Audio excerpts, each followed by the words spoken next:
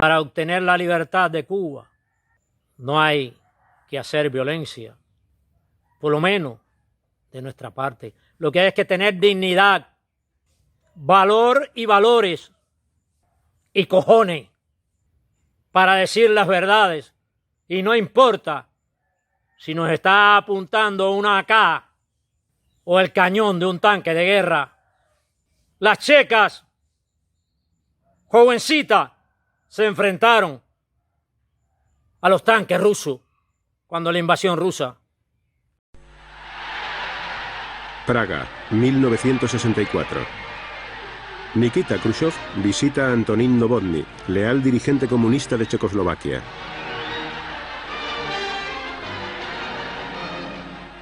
Khrushchev presumía de que el sistema soviético era dinámico y próspero. Los comunistas eran hermanos, miembros de una misma familia que compartían los recursos y las bromas.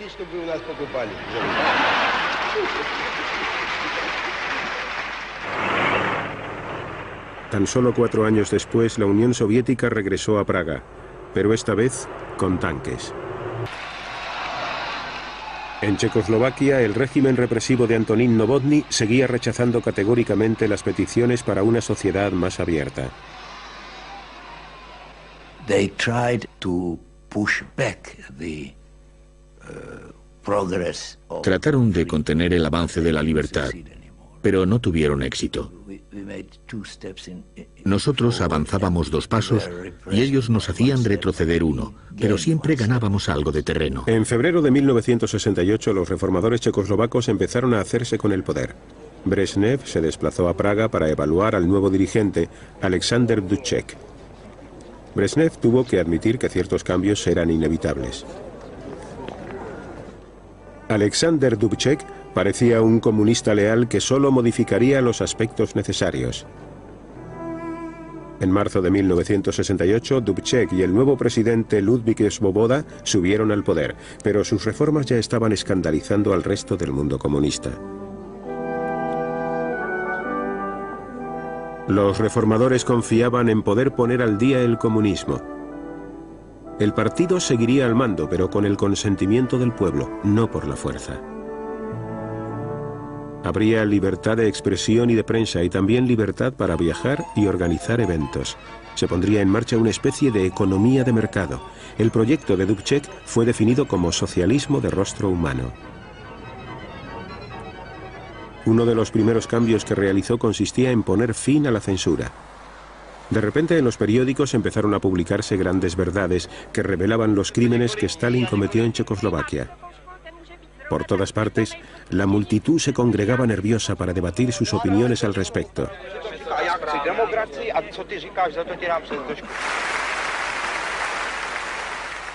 Tras 2 décadas de terror y silencio, checos y eslovacos podían volver a alzar su voz.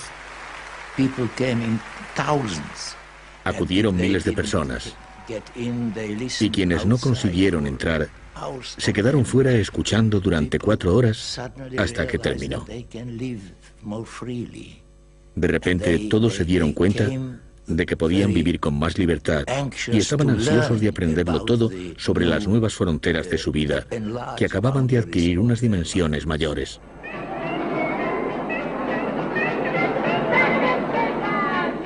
Checoslovaquia recibió toda una avalancha de visitantes y de estilos de vida occidentales. En este día de la liberación se respiraba un ambiente de felicidad completa. La confianza mutua entre el pueblo y sus dirigentes crecía. ¿Pero conseguirían reformar el comunismo? Por un lado, querían preservar el comunismo y el socialismo, como lo llamaban ellos. Pero por el otro, querían darle un rostro más humano. Y para ello tendrían que levantar un poco la mano. Se podría decir que su mano era como la tapa que cubre una olla. Esperaban que al levantarla un poco, la presión del interior no la hiciera saltar por los aires, y de ocurrir esto, confiaban en poder controlar la situación. Resultaba divertido. En la década de los 50, y por esa época, todo el mundo miraba tras de sí para ver si alguien le seguía.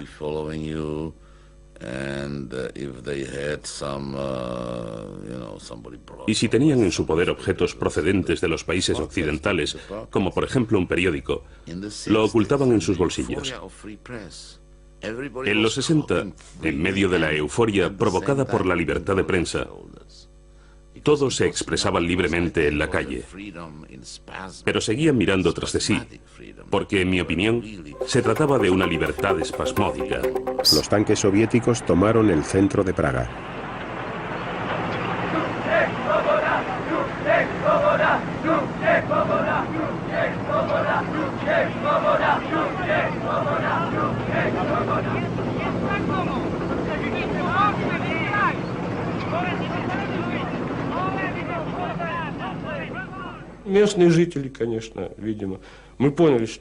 Una gran parte de la población estaba perpleja, no daba crédito a sus ojos.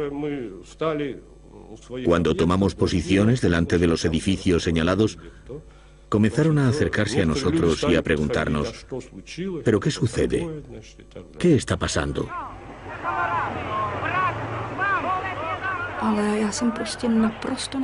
Entraron a hurtadillas como ladrones y trataron de hacernos creer que querían ayudarnos.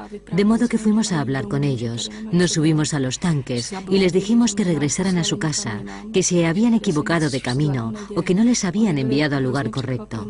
Estaban realmente sorprendidos y no entendían nada de lo que tratábamos de decirles.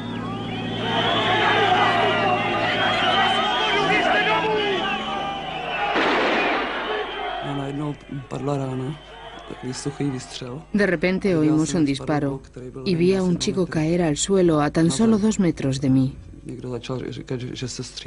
El vehículo acorazado comenzó a avanzar y la gente se hizo a un lado de la calle. Pero éramos demasiados para esas calles tan estrechas. Yo estaba casi en medio. No podía retroceder. Y el vehículo me golpeó al pasar. No pude hacer nada, chocó contra mi pierna, con la rueda delantera.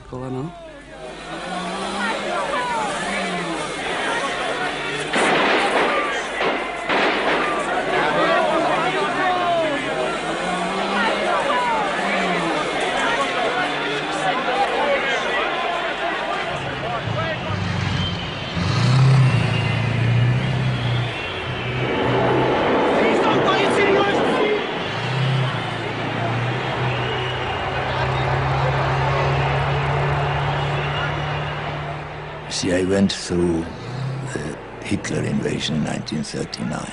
Yo viví la invasión de Hitler en 1939 y he de decir que la invasión soviética de 1968 fue un golpe aún más cruel, si cabe, que el de Hitler.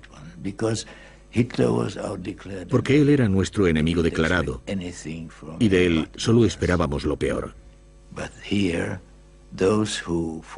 Sin embargo, aquellos que durante años y décadas se habían declarado a sí mismos nuestros mejores amigos, nuestros hermanos y los guardianes de nuestra independencia, entraron en Checoslovaquia con un ejército compuesto por 500.000 de soldados para suprimir nuestra lucha por un poco más de libertad. Llegaron para aplastar, asesinar y, en definitiva, para acabar con ese intento de democratizar el socialismo.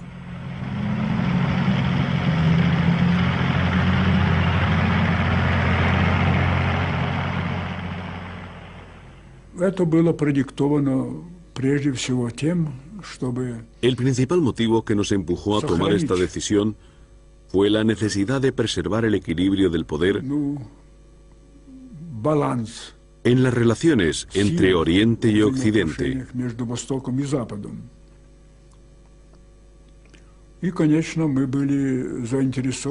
Aunque Por supuesto, también nos interesaba conservar el sistema establecido en Checoslovaquia. Los líderes checoslovacos que fueron secuestrados decidieron que la resistencia no tenía futuro alguno. En un trágico comunicado, Dubček desveló la noticia. Prosím vás, nedopusťte provokácie. Nedovolte vniesť paniku do našich hradov. Nezostáva nám v ťažkej situácii nič iné, ako napnúť. El experimento checoslovaco, la tentativa más osada de combinar el comunismo con la democracia, había fracasado. En China, los estudiantes se enfrentaron a las barbaridades de las fuerzas militares chinas. ¿O es que no han visto El hombre del tanque?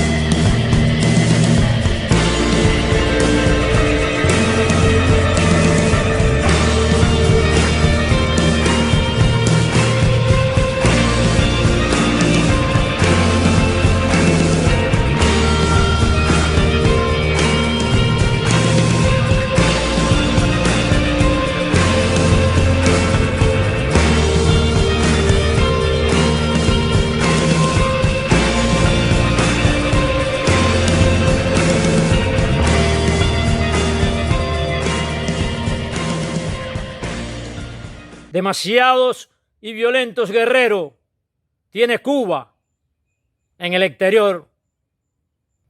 Demasiado y violentos cobardes también tiene Cuba en el exterior. A ellos van mis consideraciones y mis críticas directas.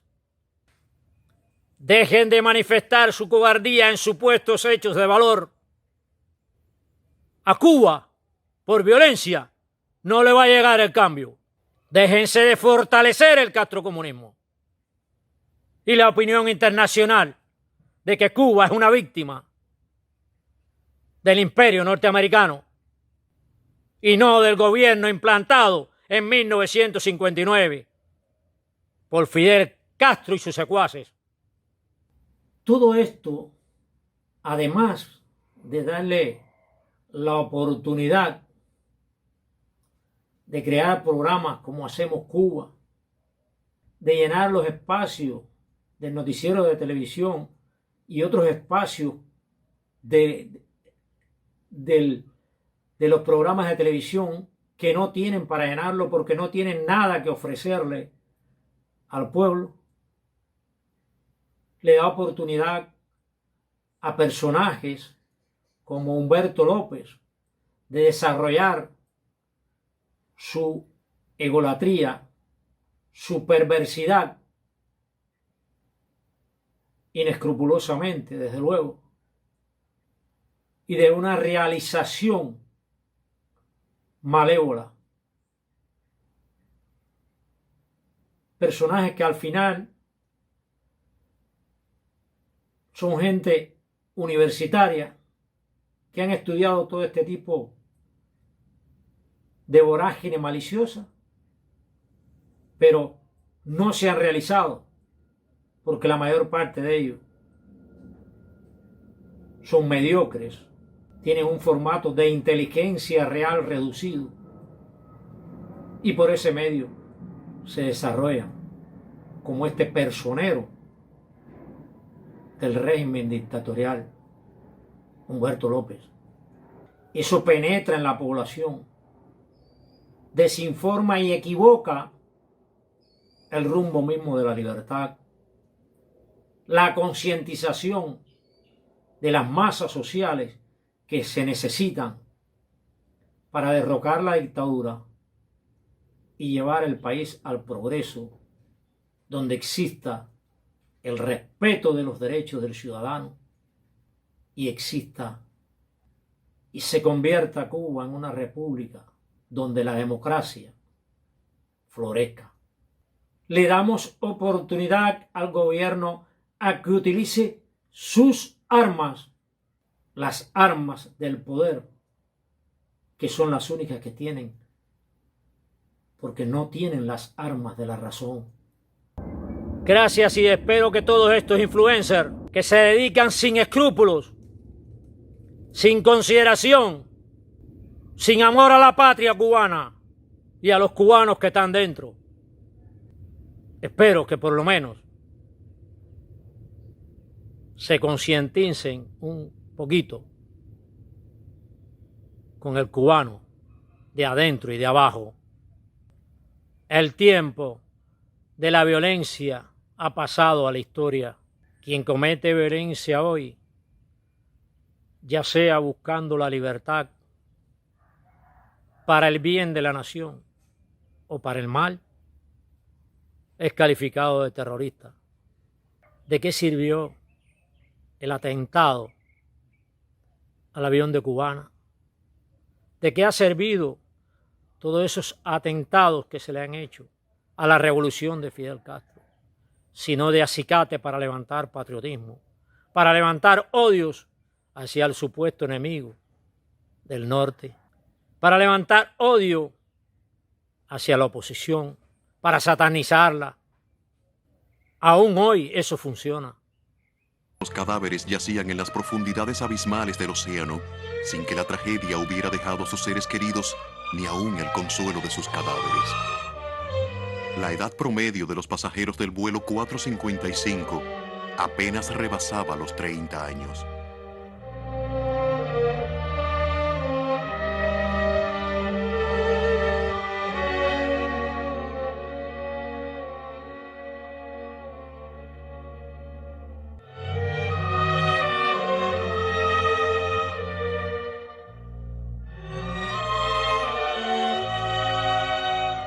De octubre, 1 millón de personas se reunían en la Plaza de la Revolución para despedir simbólicamente a los caídos. Conocían que 2 sospechosos habían sido detenidos en Trinidad y Tobago y no tenían dudas de que la tragedia era obra de manos asesinas. No podemos decir que el dolor se comparte, el dolor se multiplica. Millones de cubanos lloramos hoy junto a los seres queridos de las víctimas del abominable crimen. Y cuando un pueblo enérgico y viril llora, la injusticia tiembla.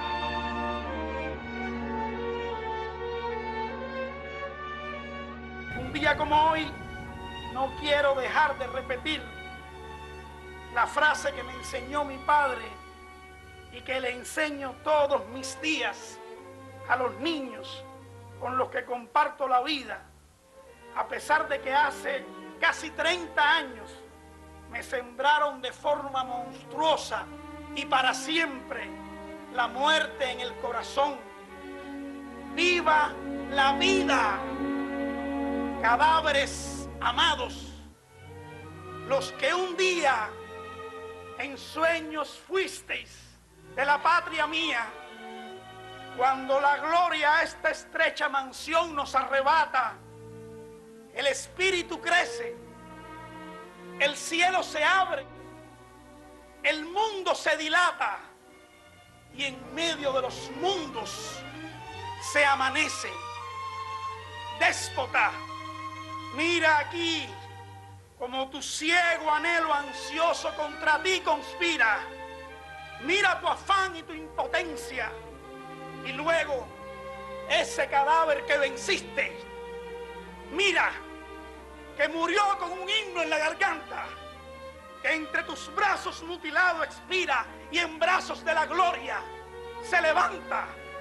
No vacile tu mano vengadora, no te pare el que gime ni el que llora.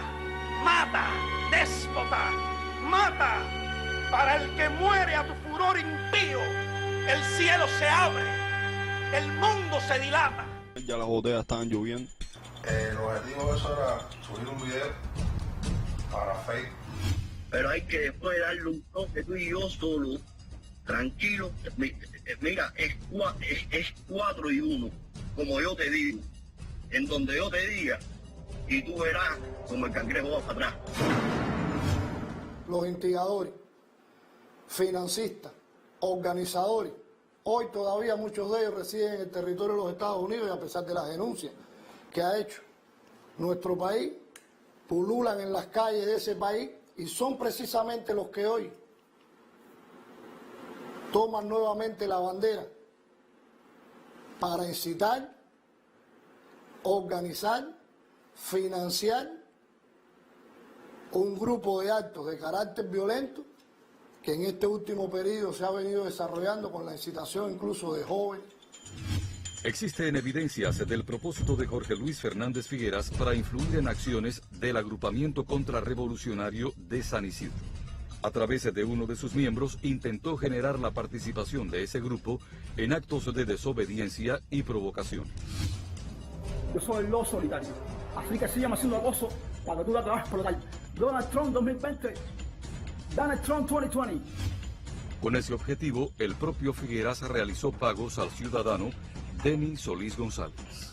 A esta hora la reconozco y la identifico bien, porque todos los mensajes que me enviaba eran por audio, ¿entiendes? Y entonces, ya de momento que se me queda archivada todas las características, todos sus rasgos de cómo suena su metal de cuerda vocal, ¿no?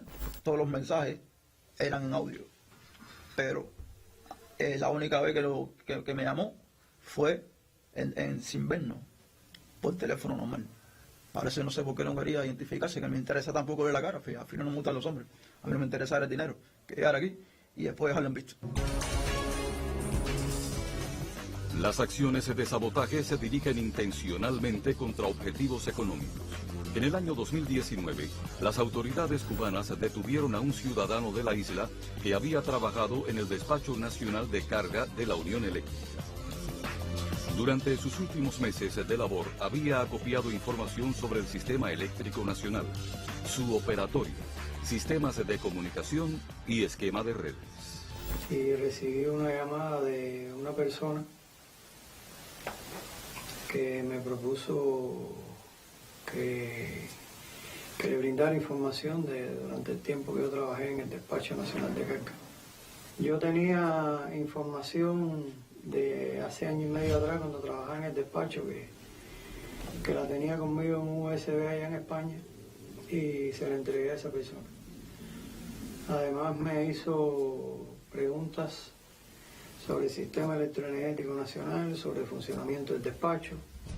Las informaciones aportadas por Rolando serían utilizadas para acometer luego acciones contra el Sistema Electroenergético Nacional. Un hecho que posibilitaría difundir noticias falsas a través de emisoras que transmiten su señal hacia Cuba con la intención de crear en la población malestar, descontento e irritación. Los directivos del Grupo Alfa 66, Osiel González Rodríguez, Reynold Rodríguez, Eduardo Macaya Álvarez y Santiago Álvarez Fernández Magriñá aparecen como mentores de estas acciones. Por ejemplo, si el despacho nacional se quedaba sin energía, ¿qué daño eso podría representar para el sistema? Me preguntó si yo conocía personas que trabajaban en la radio, bueno, en los medios de difusión masiva, porque planes de ellos eran atentar contra el sistema electroenergético nacional y como dar una información para crear un caos, ¿no? El enemigo ha empleado todos los medios y métodos posibles para reparar la Revolución Cubana, porque dinero hay, personas que se prestan a esto, a pesar de que el daño lo recibe la misma población, porque esto no, por supuesto, no va a destruir la Revolución Cubana, pero daña la economía nacional. El 26 de mayo de 2019 se produjo el descarrilamiento de un tren de carga procedente de la terminal de contenedores del Mariel, enclave donde se concentra una de las más importantes inversiones del país para su desarrollo económico-social. El proceso investigativo y de instrucción penal realizado permitió detener a los 4 ciudadanos autores del hecho y comprobar la incitación, organización y financiamiento desde la Florida. Esta vez se relacionan los terroristas de origen cubano radicados en los Estados Unidos, Yacer Izquierdo Hernández y Luis Mario Vela Reyes. Sobre Izquierdo Hernández y Vela Reyes existen registros oficiales y públicos que los vinculan a la ejecución de múltiples actividades delictivas de elevada gravedad durante su residencia en Cuba y también en los Estados Unidos. Sin embargo, ante los ojos de las autoridades federales de ese país, ambos pasan desapercibidos. Una mano que los protege mientras continúan sus acciones de reclutamiento de delincuentes e intentan articular otros hechos agresivos contra Cuba. En todos estos casos, al tratarse de ciudadanos y residentes en Estados Unidos, las autoridades cubanas han notificado al gobierno de ese país sobre las acciones terroristas. En su enarbolada posición de lucha contra el terrorismo, aparentan actuar severamente. Sin embargo, en el caso cubano, asumen una posición de complicidad. La administración norteamericana advierte, a través de sus agencias de seguridad, para que ciudadanos estadounidenses o cubanos residentes en esa nación no ejecuten directamente acciones terroristas en territorio cubano. Una medida que busca tomar distancia de sucesos que entrañarían un alto costo político para su gestión.